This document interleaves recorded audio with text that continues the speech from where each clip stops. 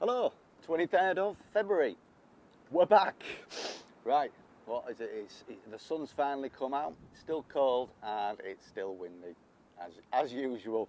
Right, welcome back to anyone who's watched these videos before. Welcome if you haven't. You're in for an experience. Right, this week we will be actually doing some gardening type stuff, pruning the raspberries and having a look at the apple and pear tree if they need a little bit of trimming. Also, now, when I speak to people who've seen these videos, one of the biggest questions relates to my hat or hats. Dave, what's the setup? What's going on there? What is it? Well, we'll have some in-depth hat analysis later on. I was thinking of doing two videos, maybe one about raspberry pruning, one about hats, but in something that's maybe unique to YouTube or anywhere in the world. You'll be the first person to witness the first raspberry pruning / hat analysis video. So enjoy that. Right, crack on.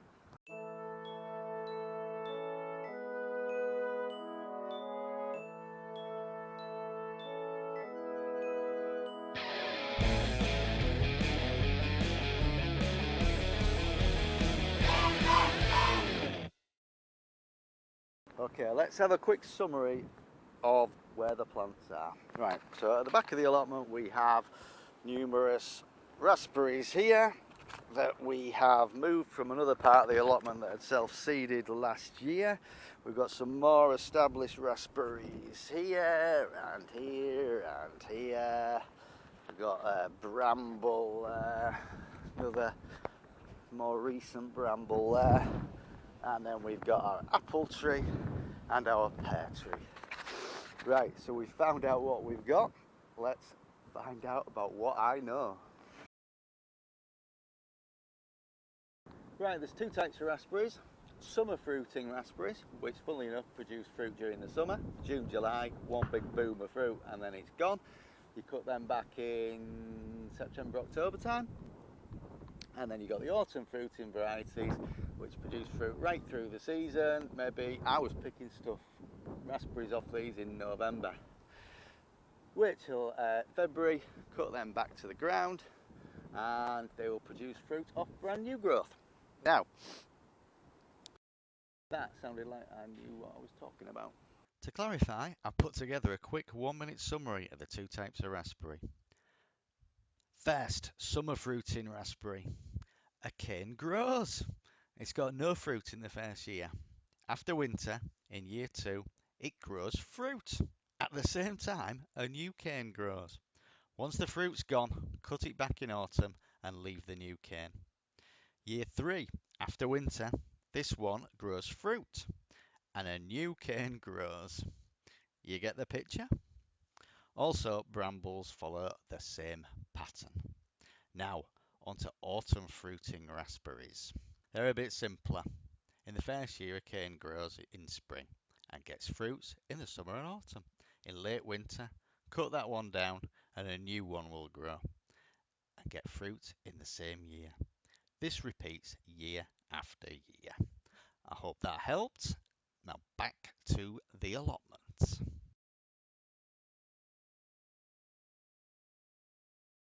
And in a stroke of genius from me, the week I'm talking about pruning, I forgot my secateurs. I'm going to have to do them a combo of loppers and scissors.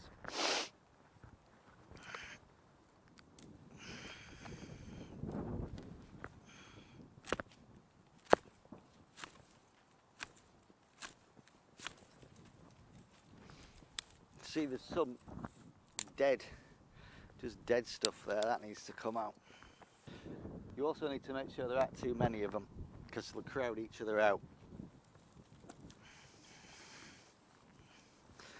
So if there's too many, just chop them right back. You need a bit of airflow through them and slightly less competition than they've got at this point in time. You can see in this one there's just a load of dead wood. That just all needs to come out. Nothing's going to grow on that. So it's just a case of lopping them back. if you get it wrong, and these are actually the summer fruiting varieties, and you're chopping off stuff that you shouldn't, worst case you'll just have little or no fruit that year, but you'll soon know for next year. Might seem like I've got a cavalier attitude. The pressure's on now though. If I'm on YouTube filming it and stuff, if I end up with no fruit this year, it'll be very embarrassing. Dig. Dave. Dig. Right, as far as I'm aware, a blackberry is a type of bramble. So I'm going to use the word bramble from now on. Right, so I moved this bramble from the corner here, moved it, fastened it to a post. Now with brambles you need to fasten them to a post because they spread out horizontally, they love it. So this one, for example, started there, it's growing out. I had to chop that one off here last year. It was spreading out all over here. You need to kind of keep them under control. Fancy word, espalier, which just means sort of training things along wires, etc. You can do that with raspberries. You're best doing that with brambles, or else they'll just go rampant all over the place. Right, so looking at this bramble, this branch, for example, produced fruit last year. You can tell because it's still got the bits a bit left. That needs to come off. That branch is done. This is the branch that will produce stuff this year. So it grows one year, produces fruit the next, then it's gone. By that time the plants produce another branch that will produce fruit the next year. So generally brambles and raspberries look a lot tidier. I may be a bit arbitrary in the cutting. If I had one raspberry plant and it was the last raspberry plant on planet Earth, I would be more careful. I've got room for manoeuvre. Generally speaking, if you generally do the right thing, be alright. I mean, with some of them brambles, I'll be honest, if it cut me, it was coming off. This is the apple tree. Doesn't need much doing to it because I'd give it a big trim last year, but really it's supposed to have sort of a cone shape, so wherever the apple is on the tree gets amount of light. You're not supposed to have downward poking branches because the fruit hangs at the bottom. You want 5 or 6 main branches, plenty of room between to let the light and the air through. Get rid of things like that, any old or dead branches. So yeah, I'm just going to give that a quick trim. Right, there we go, thinned out. You maybe can't see the difference, but yeah, get rid of any branches that are going to rub together. Make sure you got a nice clean edge on any of your cuts. Yeah, I'll be alright that. Well, we'll see, won't we? There's a plum tree. I only have ever had about 4 or 5 plums off this each year.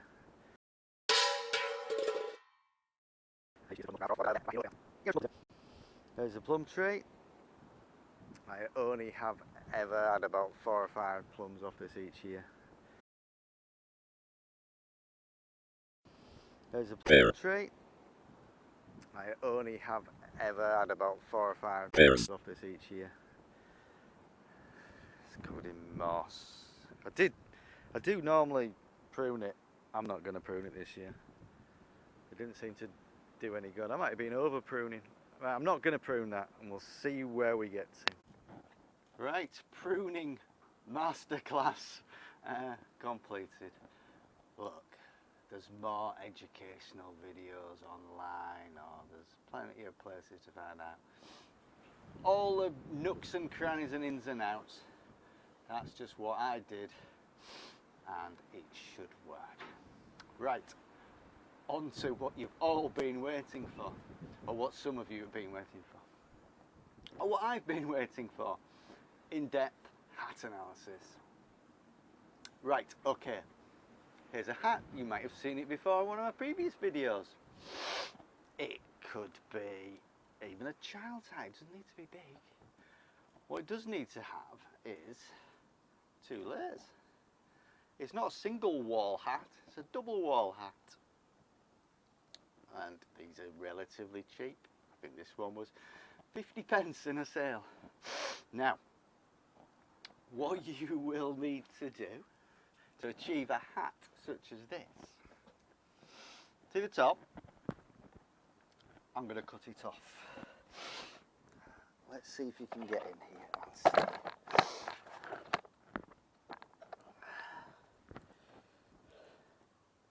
Where it starts to narrow, simply cut across. Discard that bit. What you are left with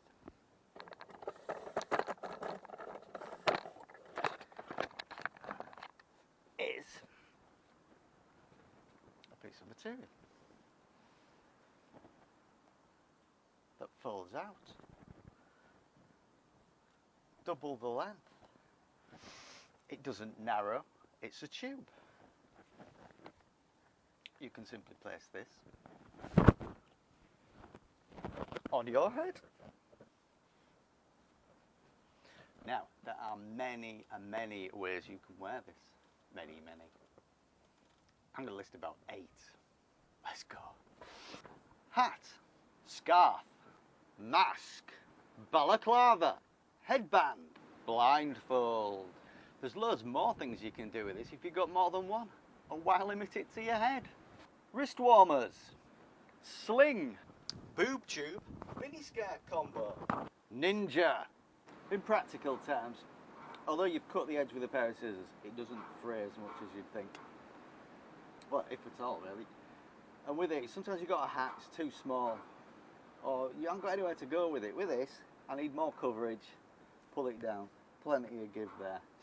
Right, hat analysis finished. Alright, thanks for watching. If you like that, remember to click subscribe. Yeah, send me a comment and stuff. See you next time.